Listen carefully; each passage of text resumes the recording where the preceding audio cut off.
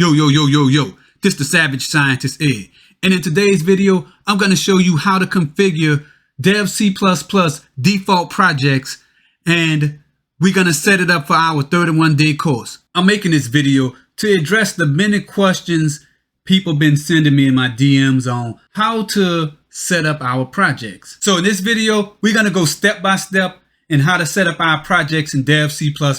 So look at this as a supplement to a lot of the days where you might see me set up the projects fast, or you might see strange error messages pop up. This video gonna make it so we won't have any of those problems. So we're about to start from scratch.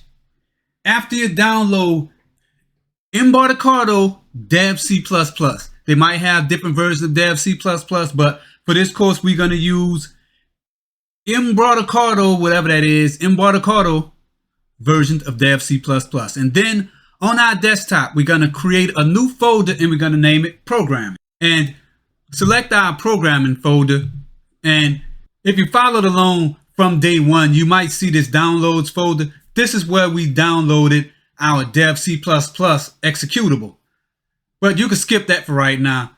We're about to create a new folder called Projects. This is going to be the default location where we're going to save all our projects. So inside the projects folder, you're going to create 31 folders, and each folder going to have a date. Like day 1 is going to be the first folder, and our second folder is going to be day 2. Our third folder is going to be day 3.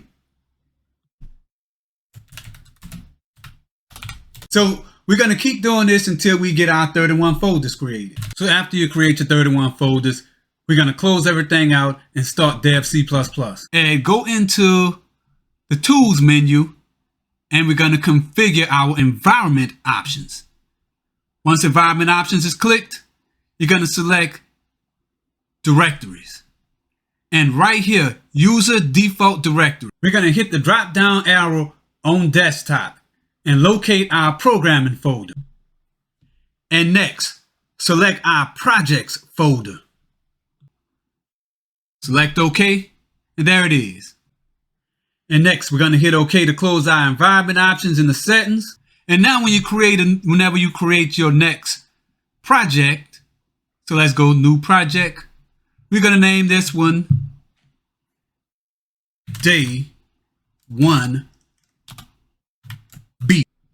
So now whenever we get ready to save our project, we could just select the day. So we're using Day 1B. We're going to just put this one in our Day 1 folder.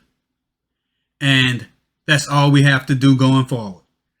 So I hope this clear up any problems you might run into with saving our projects. So until I make my next video, this is the Savage Scientist. Peace out.